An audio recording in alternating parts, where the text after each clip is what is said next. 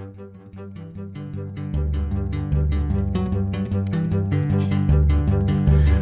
the University of Central Florida's Center for Distributed Learning, I'm Kelvin Thompson. And I'm Tom Cavanagh. And you're listening to Topcast, the Teaching Online podcast. Hi, Tom. Hi, Kelvin. That's my favorite podcast. Is it? Yeah. Mine too. That's amazing. What are the odds? At least 2 and 2. I don't know. I guess. Yeah. I was a music major. I don't really know how that works. All right. So it's great to be back for yet another scintillating conversation about the latest events in online and higher education. It is, truly. And almost as scintillating as whatever's brewing in the pot. Ooh, that's good. So why don't you tell us what's in the thermos today? No thermos today, Tom. What? I know. Well, as you say, thematically selected coffee. So dig this, right? So I went to my neighborhood grocery store and literally purchased the least expensive of the, I got the standards, of the better coffee they had on the shelf. There was a sale on, so it happened to be Seattle's best level 4. So after the sale, 40 cents an ounce. I never calculated this before. 40 cents an ounce compared to the 75 cents to $1 per ounce that I typically pay for higher end coffees. So then I just used one of the office coffee makers to brew up this pot of coffee. I'm looking at the pot right now. I can vouch for the pot. It is a lovely carafe of 10-cup carafe of glass. That's that right. You might see in your average take a look. Coffee maker. In true disclosure, I don't really use drip coffee makers. So I hope I made the coffee right. So what do you think of this stuff? You know what? After drinking coffee with you for a few months, it's fine. It doesn't have quite the panache of some of your other coffees. It's panacheless coffee. That's good. I mean, I'm not criticizing it. Yeah, right. And so there you go, right? So cost is indeed one of the elements that's important to people, not just with coffee, but in higher education as well. And as we've discussed before, some use the concept of the iron triangle to talk about the relationship between cost and quality and access. And while today's coffee was less expensive than usual, and it was much more accessible at the local grocery store than getting a pound of fresh roasted single origin coffee straight from the roaster, some might argue that the quality has suffered at least a little bit. No offense to Seattle's best, just, right. Which I'm a fan of. I will drink. Yeah, me too. So maybe there's a connection to today's episode in there somewhere. Having to do with cost, you say? Yes. Well, if I recall from a previous podcast, we did say that the iron triangle of quality, cost, and access would be a recurring theme. It is. Over the coming months. It has been. And look. It will be. It seems to have recurred. That's right. Here it is. Right here. Yeah. So cost. Cost. Today we're going to talk about cost through the framework, through the lens of the iron triangle. Are we in favor of it increasing or decreasing? I am in favor of decreasing costs to students. I'll vote for you, Tom. Yes. I'll vote for you. How could you not? That is true. Apple pie and something. A chicken in every pot. So in today's episode, we're going to explore one way of breaking the iron triangle, or at least bending it a little bit, through taking on textbook costs, right? So I think that's kind of cool. So you interviewed Dr. Karen Vignare from the University of Maryland University College back during the 2015 Online Learning Consortium International Conference. I did. Karen serves as a vice provost for the Center for Innovation and Learning and Student Success. And some of our listeners might be aware that UMUC has been in the news some because they've been going textbook free as an institution. To a large extent, Karen is responsible for advancing innovation and online education at UMUC. And one area, again, is through this whole textbook free thing. Although she's not directly leading that initiative, she leads other initiatives, and so she could speak to all this. So I thought this was good. So we're going to cut to the recording of that interview, and then we'll be back in just a little bit to wrap things up afterwards.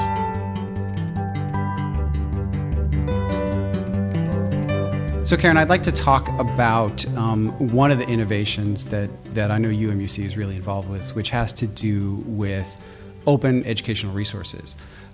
I was really impressed when I read about UMUC's initiative to essentially eliminate all textbooks to help student costs, student affordability issues, and I imagine that's one aspect of it, but another aspect is probably effectiveness as well, as opposed to maybe some of the data that comes out of students' use of textbook materials. So I wonder if you could talk a little bit about the impetus behind this project and some of the goals you're hoping to accomplish by basically eliminating textbooks in favor of open educational resources. Yeah, so in 2013, President Mears basically challenged the university that he wanted to have no-cost materials. He wasn't that definitive about whether they were open access, whether we were buying materials, and therefore we would own them, or whether we were creating them. But he challenged us to have it completed in 2 years for the undergraduate school and in 3 years for the graduate school. We met the challenge in less than 2 years' time. So by August of this year, 2015, all of our undergraduate schools have no cost for students. So that doesn't mean, though, if I could jump in, that it's no cost to the university. Is Correct. that correct? And most of the cost to the university was getting there, right? We are not, at this point, we found enough, or we have enough of our own created materials that replace textbooks. And we still consider this version 1. And when we talk about version 1, basically we replace the textbook, right? Now the opportunity is really around laying the groundwork so that the resources we have are much more tied to the assessments. And that's a version 2. Like, this is not over for us, even though we met the initial deadline. And I should share, like, the biggest news of all is the total cost savings to our students in the undergraduate school was $5 million last year alone. Wow. Yeah, I totally believe that. Yeah. And I know that Creative Commons is asking for a forecast for next year. I would assume it'll be similar, but we have decreased our course inventory as well during this time, because being a large-scale university, what we did is we noticed that, certain courses under, probably 150 students per year probably were not needed by our students. So we did eliminate some course inventory too. Sure. Could you share some of the strategies you used to get to that goal? OER, licensed materials, purchased materials on behalf of students. What were some of the different arrows in the quiver to kind of get to that goal? So, I do have to give a lot of credit to the Vice Provost of the Faculty and Learner Experience. Her team includes the course design, that's Dr. Cavanagh, and they were really the project managers for this. They worked directly with the undergraduate school, and in our university, we call our department chairs program directors. So they worked with our program directors, and they created a committee which included project management. And so that committee, which also included the library, went out, and the SMEs identified what do we have already, because we've been in the online business for 15 years. So thus we have some in-house materials already, which we own. And then we went to survey pretty much the open repositories of the world. And in most cases, those are fully Creative Commons licensed materials. But we were also willing, because of no cost, to actually use open access materials as well. We actually did not buy that many licensed materials. So we are using primarily open access and OER materials. You said something that was interesting, because it resonates with something we're working on at UCF, which is trying to identify materials that students are buying that the library already owns, so that they could potentially be accessing it at no cost, because the university has already borne that cost. But we haven't done a good job of tracking it. Did you find those kinds of overlaps in your initial implementation? So when we were trying to really get this off the ground, that's the first place we went running, to the library. And our library had a license for e-textbooks. And we actually found that the e-textbooks were an okay immediate choice, but as we continued to develop those courses, what we found is the e-text often limited our ability to do a better job at aligning materials to outcomes. And in other words, we replaced one textbook with another one instead of having resources that are really targeted to the outcomes of the course. Yeah. So the library is a really good place because it does start, and then your faculty will be incredibly talented and they'll be able to find additional materials to build around that. But for us, while we did go to e-textbooks first, we sort of jumped out of them immediately. I see. And I can see how that evolution would occur. So I'm going to ask a question you probably can't answer. So be prepared for an unfair question. But I have heard some statistics that students who are required to purchase textbooks actually don't succeed at as high a level as students who might use open access materials. And it's primarily because many students just don't buy them, whether it's for financial reasons or they don't see the value in it or they think they can get away without it. But in many cases, it's financial. They just don't buy the books, and it's going to be awfully hard to succeed in the course if you don't buy the books. So if it's open access materials, they have all the resources that they're supposed to have. You know, the question is, have you seen that kind of an improvement in student success? And if it's too early for that, is that one of the motivators? Is that something that's driving some of this? It was one of the motivators. Like, we also had the hypothesis that a good 40% of our students were not buying or could not get the textbook in time. Mm-hmm. Remember, UMUC is 50% military. So getting, any number of students who are downrange their textbooks in time was always a challenge. Mm-hmm. And so having open materials for them means they get them right away. We are in the midst of doing our evaluation work. I can tell you that our first analysis of 92 courses, we did 92 sample courses where there was no significant difference. However, we're looking at that in a time series way. We're also going to be looking at statistics for different populations, like the military population, Pell. We're actually seeing some potential positives. I don't want to say that I can publish that information yet, but it actually looks like it's going to be pretty promising for populations, that they are doing better in both course completion as well as those that might have been Pell eligible. So we're pretty excited about the evaluation work that we're doing.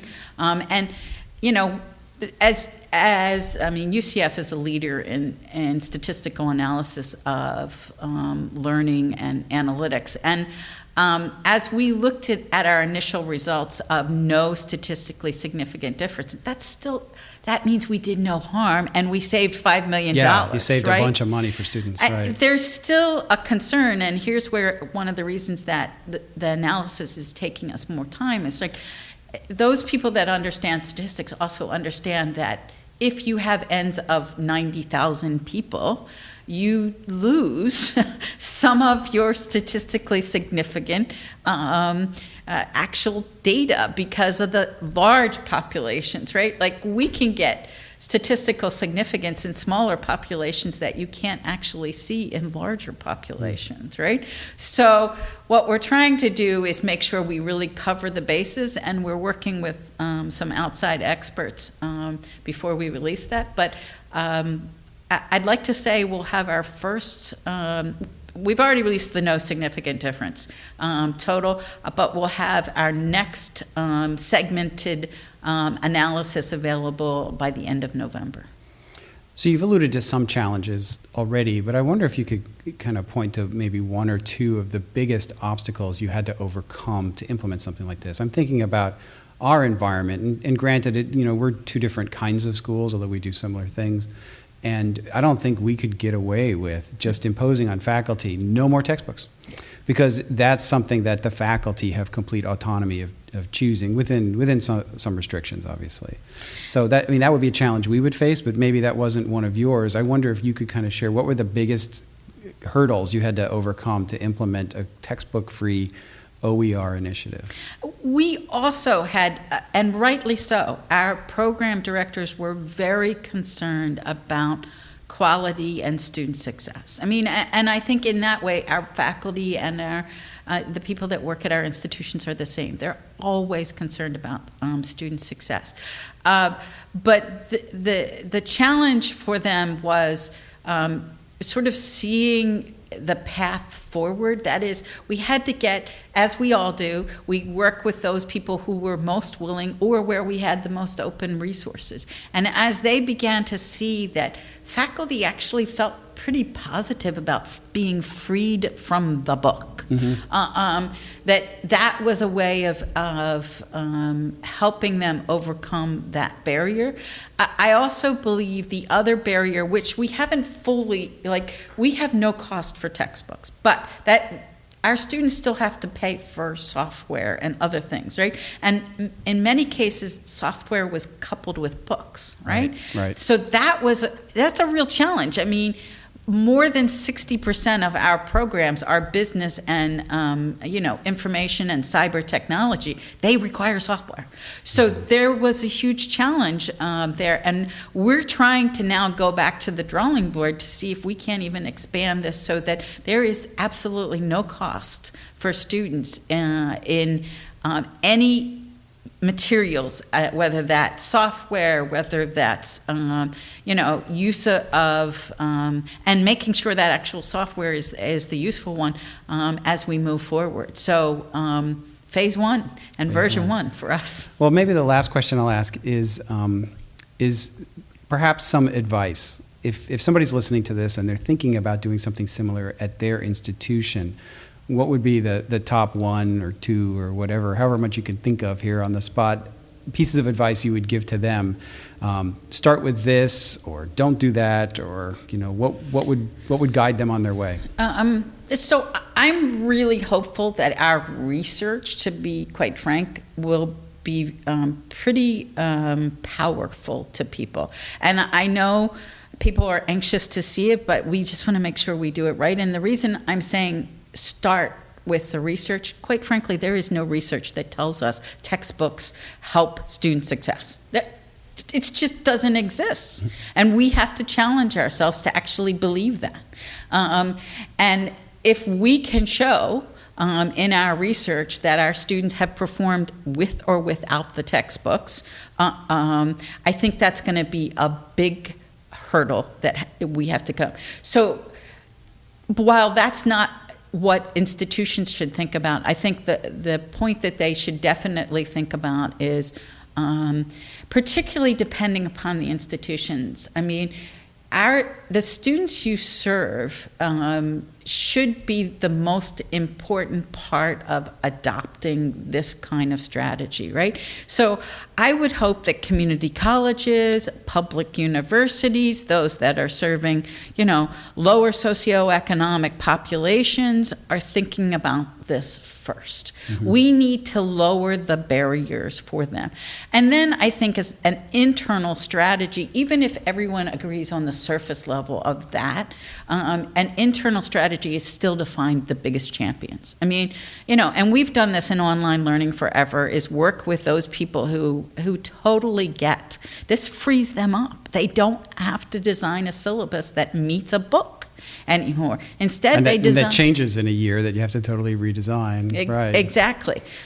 So look for those champions. But I do hope, what we're able to share. And I think the open community is now sort of heading in this direction, and that's called, it's really open education versus open resources, right? Like the philosophy is now that we don't want to think about this as a course, as a textbook replacement, but the opportunity to redesign a class. You have outcomes that you want them to achieve. Stop starting with the textbook as the way to achieve those outcomes. I think that's a perfect place to stop. So on behalf of Kelvin, I want to thank you for being on the Topcast, and have fun at the rest of the conference. Thanks, Tom. I thought that was a good interview, Tom.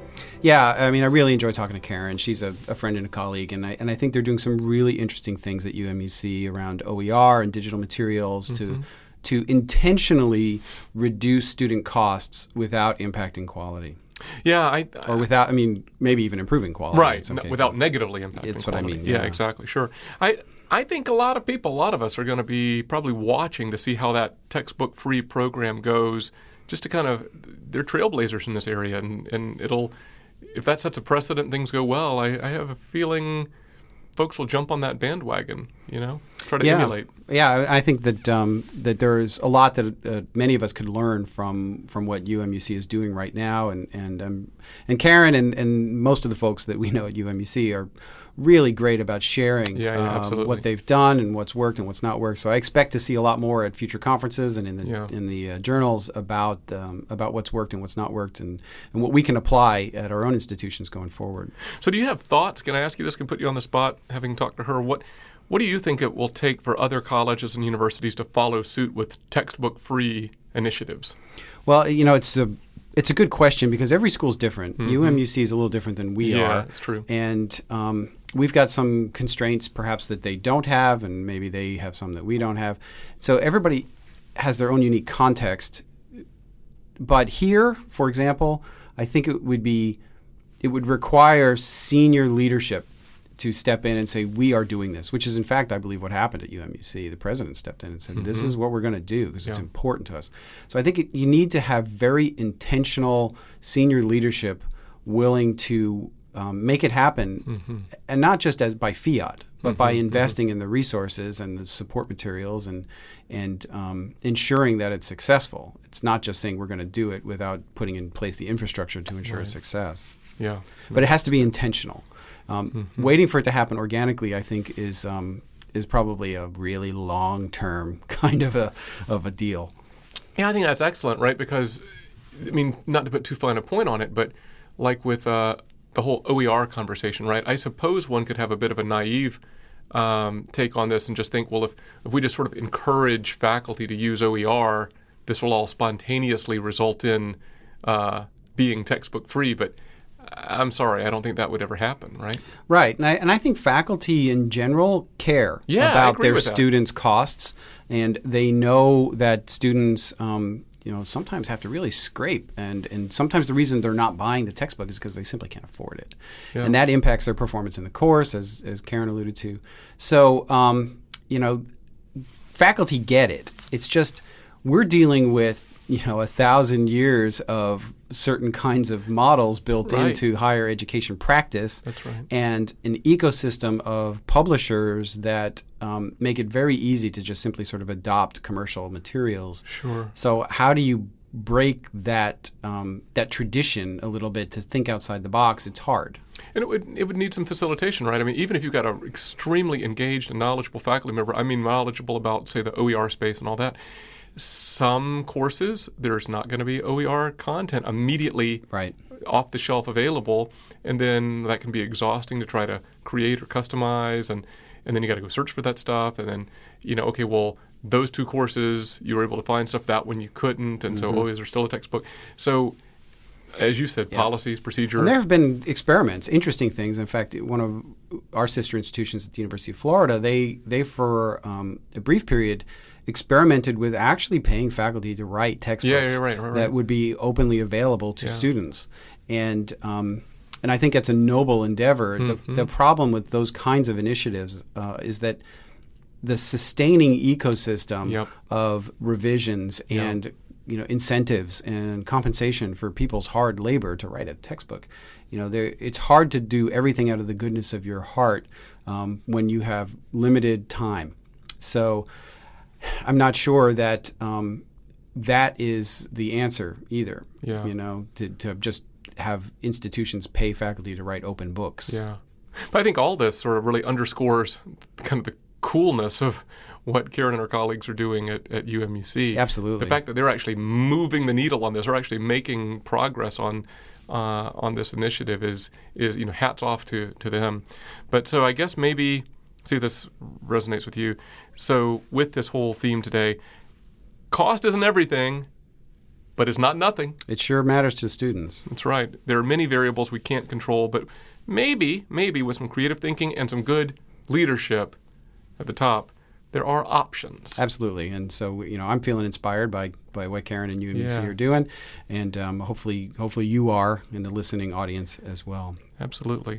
So as we kind of wrap up this week's Topcast, or this month's Topcast, this year's Topcast, this decade's Topcast, we would probably just be remiss if we didn't ask you to go to iTunes and if you like what you hear, give us a rating and a review. It helps improve the rankings and helps people to find the Topcast podcast if it's the kind of content that they're looking for. Yeah, that's helpful. And our website. Yeah, so, topcast.online.ucf.edu, or if you're really old school, just mail a 50 to Tom and Kelvin at UCF. In Orlando, Florida, and we'll get it. We'll get it. No, don't do that. Yeah. The mail will never reach us. No, and we'll have to fill out 42 forms. That's right. From the state of Florida. And leave some blood behind. It would not be good. Yeah. Well, so thank you for listening. Until next time, for Topcast, I'm Tom. I'm Kelvin. See ya.